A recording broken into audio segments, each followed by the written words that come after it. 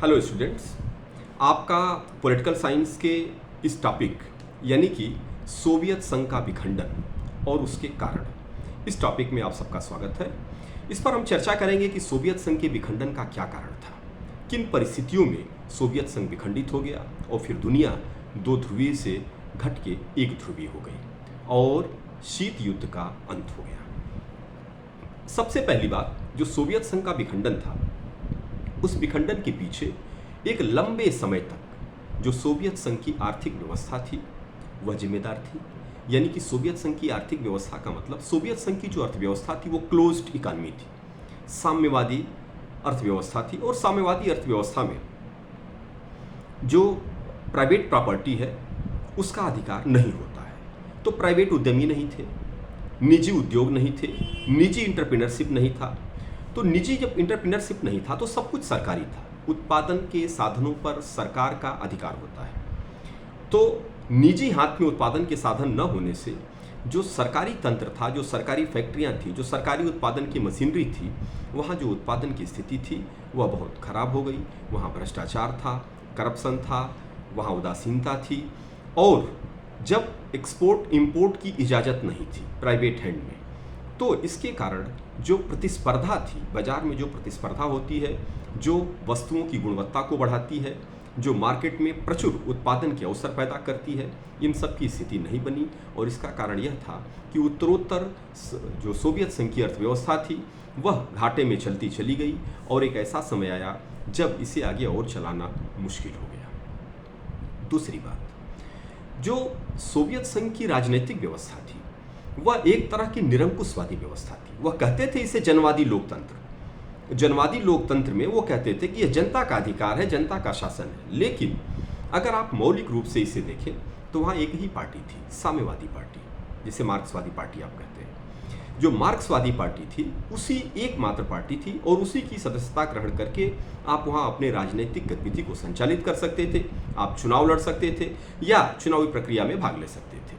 यानी कि आपके चुनावी स्थिति में भाग लेने, राजनीतिक गतिविधियों में भाग लेने के अवसर बहुत सीमित थे। ऐसी स्थिति में दूसरी विचारधारा को जन्म लेने का अवसर नहीं था।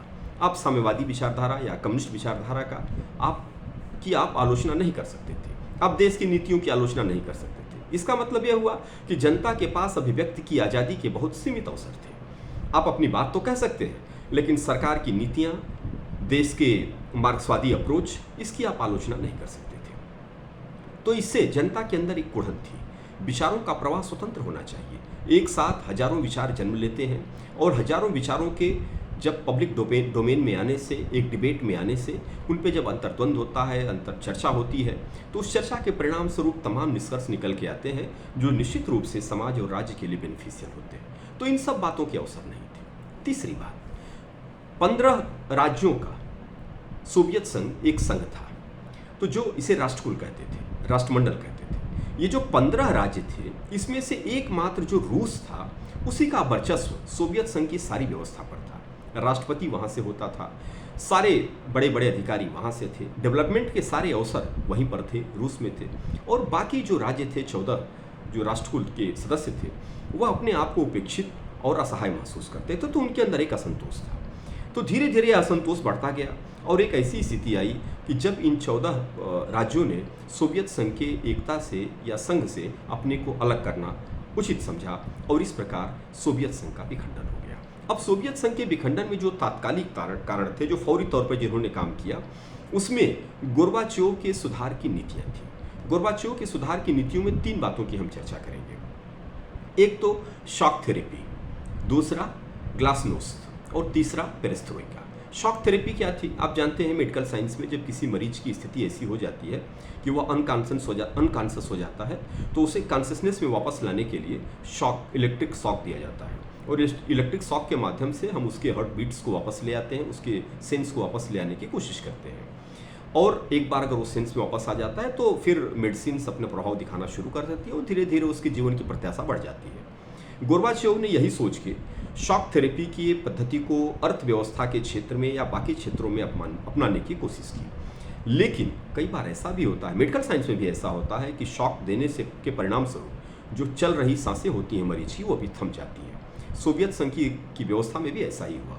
शॉक थेरेपी ने उल्टा काम किया और उसकी व्यवस्था में अंतिम कील का काम किया और सोवियत संघ विखंडित हो गया, टूट गया। दो और चीज़ें, ग्लासनोस्ट का मतलब यह था कि जो सोवियत संघ था वहाँ पे लोगों को जैसा कि हमने बताया, वहाँ अभिव्यक्ति की आज़ादी नहीं थी, प्रेस को लिखने के लिमिटेड अधिकार थे। जब तो कोई आलोचना कर नहीं सकता था।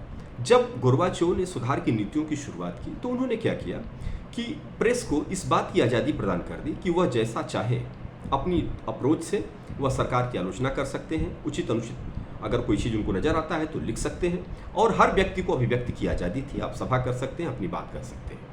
इसका परिणाम यह हुआ कि लंबे वर्षों से दमित जो भावनाएं थी लोगों की वो उभर गई।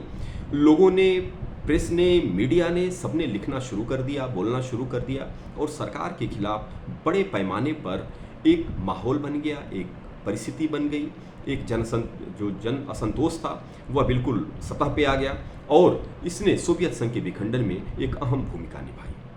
और तीसरी बात, पेरेस्ट्रोइका, जैसा कि हमने बताया कि सोवियत संघ की अर्थव्यवस्था क्लोज्ड इकॉनमी थी, वहाँ प्राइवेट उद्यमी, प्राइवेट एंटरप्रेन्योरशिप को कोई जगह नहीं थी।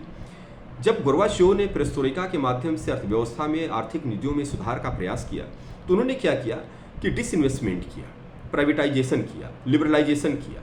तो जो सरकारी व्यवस्थाएं चल रही थी, फैक्ट्रियां थी, कंपनियां थी, वहाँ से सरकारी पूंजी को बैक कर लिया गया और निजी उद्यमियों के हाथ में व्यवस्था सौंपने की कोशिश की गई। निजी उद्यमियों को बढ़ावा दिया गया, मार्केट खोल दिए गए, लोग एक्सपोर्ट इंपोर्ट कर सकते थे, अपनी फैक्ट्री डाल सकते थे और इस प्रकार एकाएक सरकार ने सरकारी उत्पादन तो बंद कर दिया, लेकिन प्राइवेट उद्यमियों के लिए न तो उस तरह का इंफ्रास्ट्रक्चर डेवलप हो पाया, न उस तरह के अवसर बन पाए थे, न उतने प्राइवेट उद्यमी बन पाए थे कि एकाएक उस जो प्रोडक्शन हो रहा था सरकारी, उसमें जो नुकसान हुआ उसकी भरपाई की स्थिति बने। और इस प्रकार क्या हुआ कि एकाएक बाजार में, मार्केट में उपभोक्ता वस्तुओं की कमी हो गई, जरूरी वस्तुओं की कमी हो गई और महंगाई यानी कि इन्फ्लेशन आसमान छूने लगा और लोगों की क्रय शक्ति कम हो गई।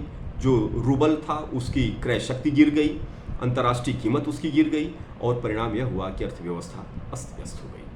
तो यह सब सारे कारण थे जिसकी वजह से सोवियत संघ का विखंडन हो गया। 15 देशों में सोवियत संघ टूट गया और सोवियत संघ का जो संयुक्त राष्ट्र संघ में, सुरक्षा परिषद में जो अस्थायी सदस्यता थी वह रूस के खाते में आ गई और एक तरह से कहा जाए तो सोवियत संघ का जो उत्तराधिकारी बना वह रूस बना। तो इस प्रकार सोवियत संघ का विखंडन हुआ। आप इसे पढ़ेंगे और जो नहीं समझ में आया उसे पूछेंगे। Thank you.